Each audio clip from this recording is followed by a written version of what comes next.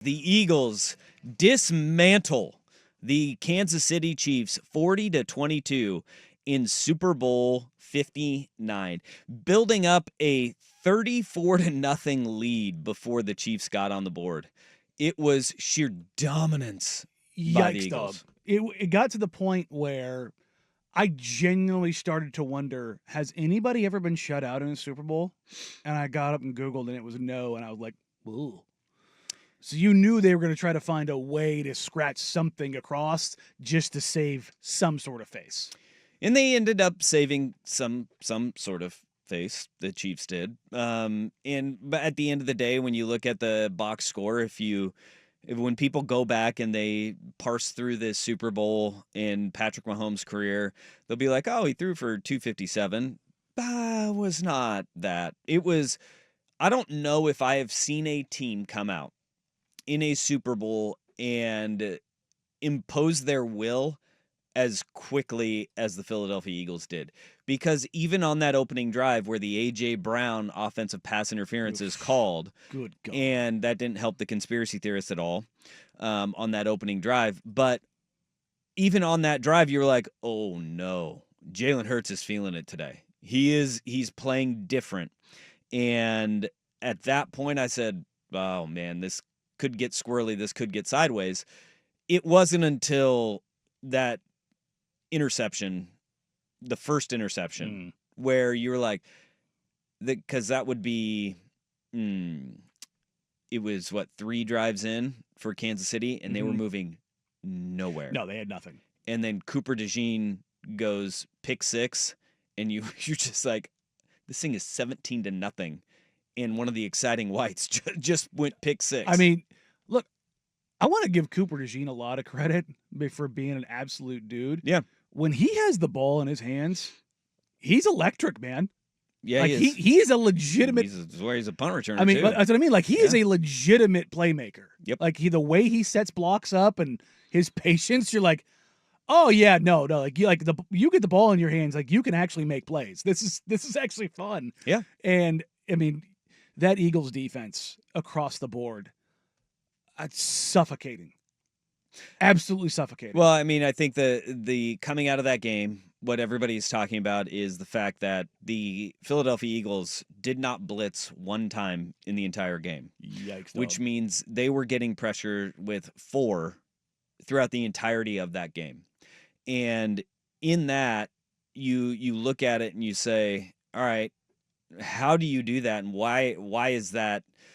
Why is the Super Bowl the first time that this happens? We talked about this on Friday as we were previewing the game, and it was like we had this conversation. It was like you go down and you say, where are the Chiefs better than the Eagles? It was at the 2 most important positions, quarterback and head coach. Those 2 things can be rendered useless, and I did not think that the Eagles were that much more dominant up front than the Chiefs were. I thought they were, because we went by position group. It was like, yeah, if you squint, you may say the Chiefs may be in the secondary. And we had that conversation on Friday, but it's like the Eagles are really damn good. They're just young. Yeah. And when you have 2 rookies starting, you're a young back end of your defense, but they were still just as productive. And there was a lot of people that were saying, well, the Chiefs had to go through the AFC, the Eagles had to go through the NFC, didn't even have to play the Lions in the playoffs, yada, yada, yada. No, it was an absolute avalanche up front. And Joe Thuney moving from guard to tackle had been, a Band-Aid that had worked for the Kansas City Chiefs. That Band-Aid, all of a sudden, it got ripped off, the scab was open, and they could not stop the bleeding throughout the entirety of that game. He got dominated. Across the board. When they're bringing 4 and you have 5 and 6 guys to block them and you still can't stop the pressure, holy smokes. What a performance by the Philadelphia Eagles. I mean, that front for the Eagles was one of the more dominant fronts I've ever seen. To maul the way that they mauled consistently the entire game, only ever bringing 4. Yeah. That's kind of an insane thing. And even if they they drop an edge and they bring a linebacker or whatever, changing it up a little. But to win that consistently, bringing 4 is unhinged. I mean, that just doesn't happen. No. That just doesn't happen. And it wasn't like it wasn't Aaron Donald. It wasn't Chris Jones. It was, you know what I mean? It wasn't one guy where it's just like, this man is wrecking everything. It was everyone.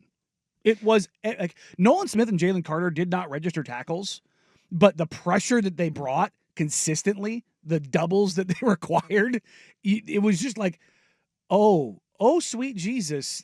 Somebody's going to get free every single time. And it just happened over and over and over. And a big part of that is, you know, that young secondary that's so talented, they took away everything for the, you know, the first 2 seconds, first 3 seconds, every single play. And that front four could get there over and over and over again. No matter how much time Mahomes bought, he just had nowhere to go. Vic Fangio's game plan was perfection in this regard too, is that they said they knew they had that advantage going in because of the way that they ended up playing that Kansas City team.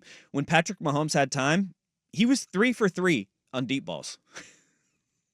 he was 3 for 3 on deep balls, and 124 of his passing yards came on those 3 deep passes. But the game plan was, we know we are going to get home, and we're not going to sit there and say, we're going to cap Patrick Mahomes and we're not going to let him throw deep. No, it was, we know we're going to get home and we're going to take everything underneath away, knowing he won't have time to get deep. And that, to me, was, it was the only other time that we have seen that is in his other Super Bowl loss, when they lost to the Tampa Bay Buccaneers, 31-9 in the Super Bowl, when they had, I think, what was it? Jason Pierre-Paul and Ndamukong Suh, like they had that Bucks front seven was lights out as well. And Gronk, did you hear Gronk in the post game? He threw this in there, and I was like, oh boy. It was like the same blueprint that we had when we beat them in the Super Bowl when I was on the Tampa Bay Buccaneers. Rush 4, put all the pressure on Patrick Mahomes, let him scramble around, get frustrated, and then throw interceptions. And that's what they did. They just fanned out. They said, we're going to go sideline to sideline. They were impeccable in handing all of those crossing routes off, playing all of the pick routes that Kansas City does a really good job of getting guys open with. You heard nothing underneath all game. And when you can be that disruptive, and there is they are saying like they didn't blitz a single time. What Fangio was masterful at was he was only bringing 4, but you don't know where 4 are coming from. And that is where you sit there and you go, that's the difference, right? And it caught not just Patrick Mahomes off guard, it caught Andy Reid in that offensive staff that is usually always prepared. It caught them off guard, and that was the surprising part. The aggressiveness of it. An interesting point as far as, you know, what they were willing to give up and how fast they were able to get home. Like we're talking about this game very differently if they're not able to get that pressure, because I can't remember who it was. It was either Nate Tice or Bill Barnwell had the dots, you know, the traces each play. And one of them said, this is the value of pass rushers. And it showed all 4 levels of Chiefs wide receivers in pockets of space. But because Mahomes wasn't able to, like, it was running for his life on that play. And it was like 5 different plays where guys were open, but he was running for his life over and over and over again. And even when he evaded 1, and that was the thing, is Mahomes evaded 1 a lot, but it was 2 and 3 and then 4. And then on the fumble play where he got absolutely, are you surprised they didn't throw a flag on that? Because he got smoked. Yeah, I was. Well, because you saw Jalen Carter hit him in the face mask, right?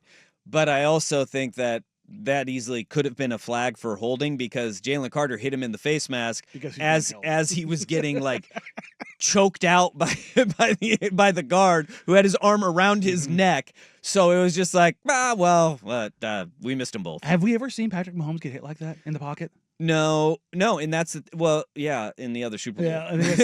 But I mean, like, he took big shots in this game. He did, and he's a guy that there's certain guys who just don't take shots like that. And Patrick Mahomes is one of them. You just can never get the good lick in on him. The Eagles did, and that was the impressive part about what Philly was able to do. And as that game went on, though, the pressure wasn't relentless for 60 minutes. It really wasn't. It was early, and I say this all the time. Pressure makes a coward out of every quarterback, including Patrick Mahomes, including Tom Brady, right? Remember when the whole thing with Tom Brady is you got to get Tom off his spot. Pressure speeds up that internal clock. And as the game wore on, Mahomes was getting hit. He was getting hit like we haven't seen him before, and that clock was turned up a little bit more. And as you go Little back happy feet. and you sit there and you digest that game, it was like the times where he did have somewhere to move and where guys were getting open, his clock inside his brain was like, I've got to get rid of the ball. I've got to scramble. I'm going to get hit. And everything fell apart at that point. That's where pressure early dictates how you play late in a game. And we saw that with Mahomes. It was I don't know if you can play a better game defensively than what Philly did. Which is kind of insane considering they ended up scoring 22 points, but we all know that those were phantom points. At the end, It's all phantom points. Yeah, I would say one touchdown One. was I'll give him one. The worthy one over the top. Yeah. But other than that, not the 50-yarder, because I think at that point they were like, whatever. I think it was the first worthy. Oh, you're right. The touchdown. first worthy touchdown. Yeah, That's right. it was like a 24-yard touchdown, Yeah. whatever. Outside of that, no. The rest was just padding some stats. I mean, they were getting absolutely. Shout out Xavier dump Worthy for putting up trucked. a monster box score. Yeah, that's good for him. 8 catches, $157, 2 touchdowns. Bet you that's some Super Bowl bonus stuff there. We'll get a little payday there. Mhm.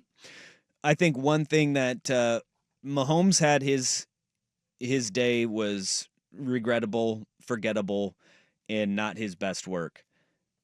Meanwhile, It was damn near the best work we've actually back-to-back weeks of the best football we have seen Jalen Hurts play.